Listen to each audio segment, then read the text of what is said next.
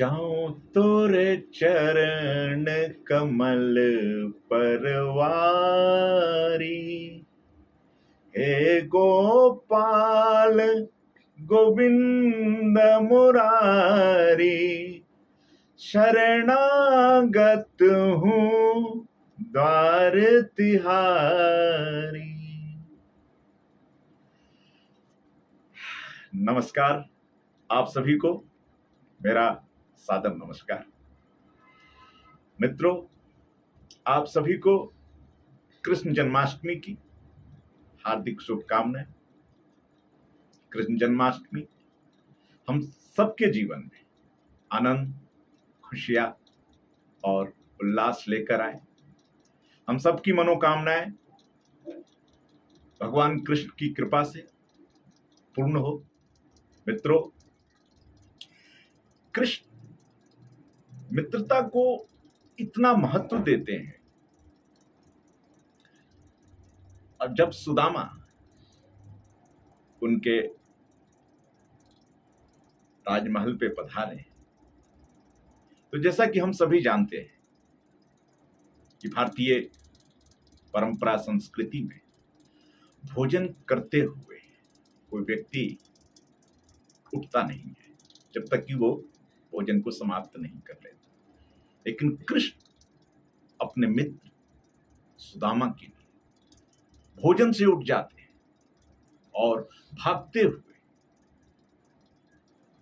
सुदामा का जाकर स्वागत करते हैं, उन्हें गले लगाते हैं।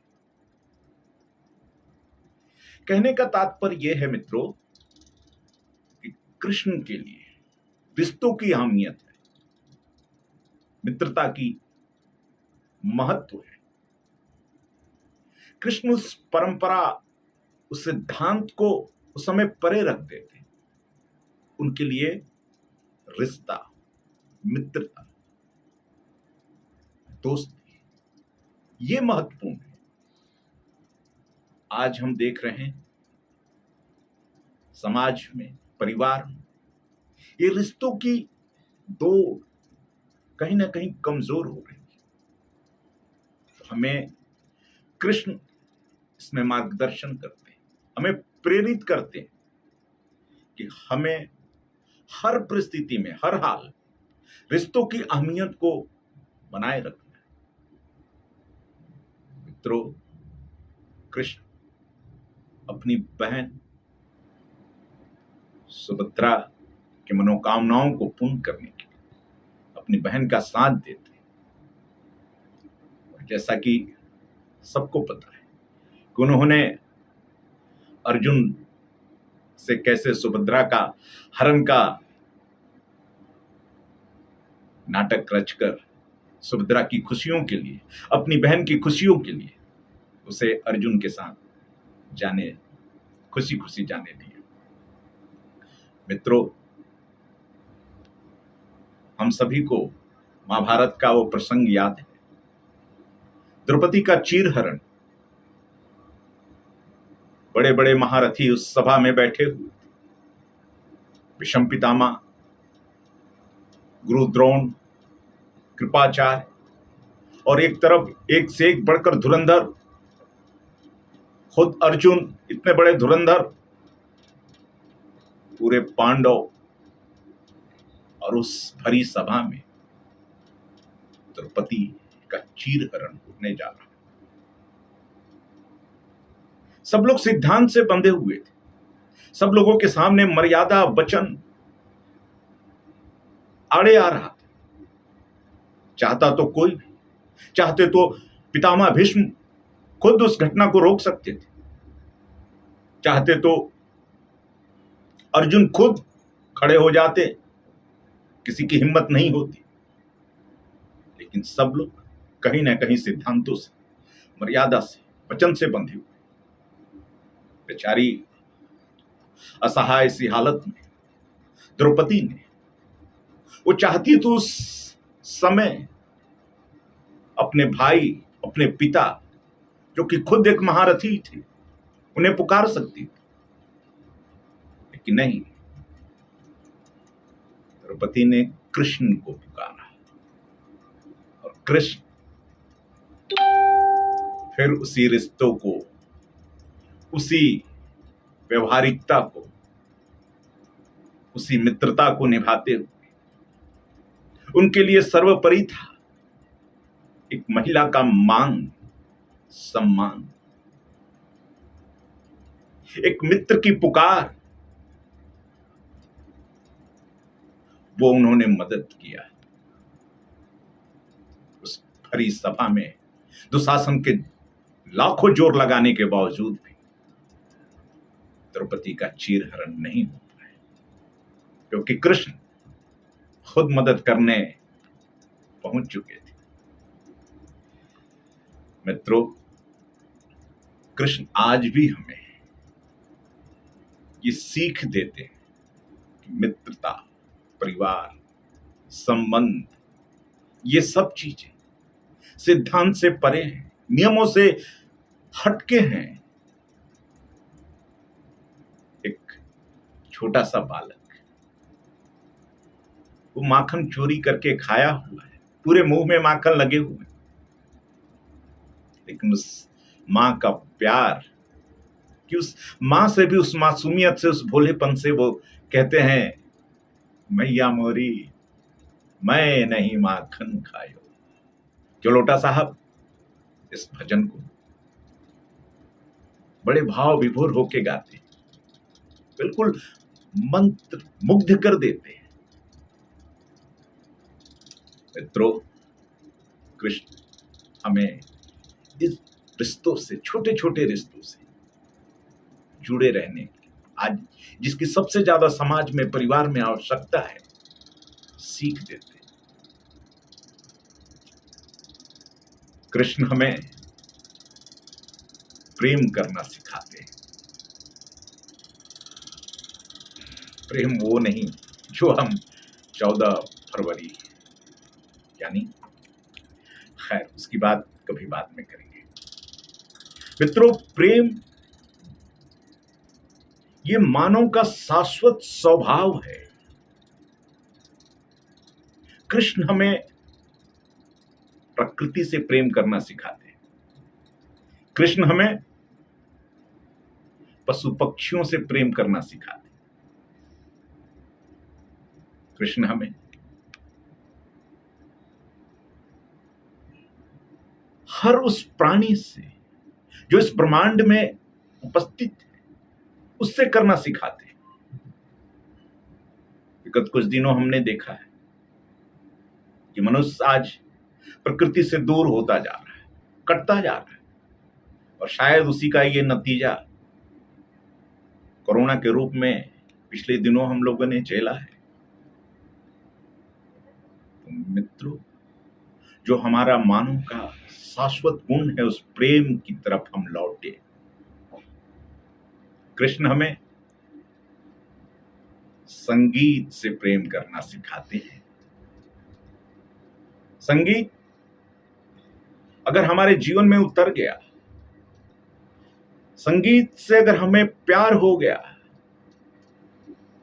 संगीत अगर हमारे मन मस्तिष्क में उतर गया, यकीन मानिए मित्रों, हम फिर किसी तनाव, आज जो सबसे बड़ी समस्या मेडिकल साइंस से लेकर, योग गुरु से लेकर, आध्यात्मिक गुरु, साधु संत, हमारे बुजुर्ग, हमारे शिक्षक, हमारे गुरुजन, सब लोग एक ही बात कह रहे हैं कि हमें तनाव से दूर रहना है।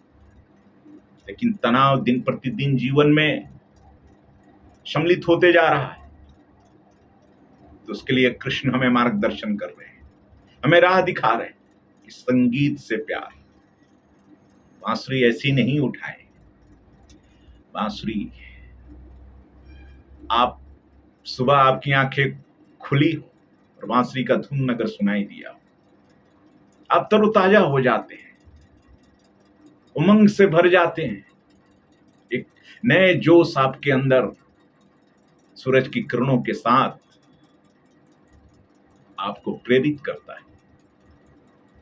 ठीक रात के पहर मन बेचैन है, नींद नहीं आ रही, वही बांसुरी के धुन, माँ की लोरियां तो अब शायद कम हो गई है या विलुप्त हो गई, लेकिन कृष्ण हमें आज भी उस धुन को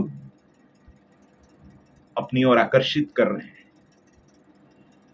कि इस रात में सोते वक्त भी वही बांसुरी हमें नींद के आगोश में, शीतल मीठी नींद में ले जाने का कार्य करेगा। तो मित्रों, कृष्ण हमें प्रेम भी सिखाते हैं। दोस्तों, हम सभी गीता लगभग उसके मूल सिद्धांतों को हम सभी कुछ न कुछ रूप जानते हैं, पढ़े हैं। सबसे बड़ा सिद्धांत कर्म का जो है, जो उपदेश है गीता का, कि कर्म किए जा, फल की चिंता मत कर। मैं समझता हूं कि आज बच्चे से लेके बुजुर्ग तक, युवा से लेके हमारी महिलाएं बहनें सब कर्म में लगे हुए, जित तोड़ जिसे मेहनत कहते हैं, हम कर्म की प्रकाष्ठा को पार कर रहे हैं। अभी हम लोगों ने कुछ अपने आसपास, खुद फिल्म इंडस्ट्री से कई लोग, कई युवा कलाकार उसी बेतहाशा कर्म, दिन रात की मेहनत, जित तोड़ मेहनत उनकी मृत्यु के कारण बना। तो हमें यहां सोचने की जरूरत है, कृष्ण किस कर्म की बात कह रहे हैं। कृष्ण गीता से पहले उस सिद्धांत, उस फल को समझने की आवश्यकता है। जब अर्जुन युद्ध के मैदान में की कर्तव्य विमूढ़ की स्थिति में आकर रुक गए, हथियार रखकर बैठ गए हैं, उस मन स्थिति को कृष्ण समझते हैं और वहां से एक योद्धा को, एक जो जीवन में आगे बढ़ना चाहता है, जो विजय प्राप्त करना चाहता है, हर उस मानव के लिए वहां से वो एक राह दिखाते, एक मंजिल दिखाते। ये राह कैसे दिखाते, राह कैसे खुलता है? मित्रों, कृष्ण का सीधा साफ संदेश है, कोई भी कार्य करते समय आज हमारे सामने वो परिस्थितियां नहीं है और ना आने वाली है कि हमें युद्ध के मैदान में तीर धनुष लेकर या तलवार गदा लेकर युद्ध के मैदान में उतरना पड़े। हमारी जिंदगी रोज कदम दर कदर युद्ध के मैदान यानी जीवन के संघर्ष में गुजर रहा है और हम अर्जुन की भांति कई बार उन्हीं मनस्थिति में पहुंच जाते हैं। तो वहां से राह हमें कौन दिखाएगा? कृष्ण दिखाते हैं। कृष्ण कहते हैं, कोई भी कार्य दुगने मन से मत करो। दुगने मतलब जरूरत से ज्यादा उत्साहित, अति महत्वाकांक्षा, अति उत्साह, इससे कार्य करने में खतरा है। अर्जुन चाहते ये लड़ाई सीधे वो लड़ने के लिए दुर्योधन के पास पहुंच जाते और शायद अर्जुन का हश्र भी अभिमन्यु की तरह हो सकता है। कृष्ण कहते हैं नहीं, स्टेप बाय स्टेप, मतलब कदम दर कदम हम जीवन में आगे बढ़े और ना ही थके मन से, जिस तरह से अर्जुन विवश होके लड़ाई के मैदान में आ गए थे। सब लोग अगर उन पे दबाव डालते तो वो लड़ते, लेकिन वो लड़ाई आधे मन से थी और शायद उसमें भी फिर हार मिलती। तो कृष्ण हमें यही मार्गदर्शित करते हैं कि अति उत्साहित होके या आधे मन से आप जीवन में आगे नहीं बढ़ सकते। कोई भी कार्य आपका सफल नहीं हो सकता। मित्रों, हमें कृष्ण को आज के संदर्भ में समझते हुए उन्हें एक सखा, एक मित्र, एक बंधु, कृष्ण आज हमारे लिए जरूरी नहीं कि वो दृश्य, जरूरी नहीं कि वो चक्र लेकर उपस्थित हूं। ये शायद संभव ना हो, लेकिन हमारे भीतर, हमारे अवचेतन में, हमारी आत्मा, जब भी हम आंखें बंद करके उन्हें देखेंगे, उन्हें पुकारेंगे, उनकी नीतियों को आत्मसात करेंगे, कृष्ण हमें मार्गदर्शन देते हुए, हमें राह दिखाते हुए, हमारे बढ़ते हुए कदमों निहारते हुए अपना आशीर्वाद, अपना स्नेह हमेशा बरसाते रहेंगे। तो मित्रों, इन्हीं चंद बातों के साथ मैं आप सबको पुनः कृष्ण जन्माष्टमी की बहुत बहुत शुभकामनाएं और बधाई देता हूं। कृष्ण हम सबका कल्याण करे। जय श्री कृष्ण। राधे राधे।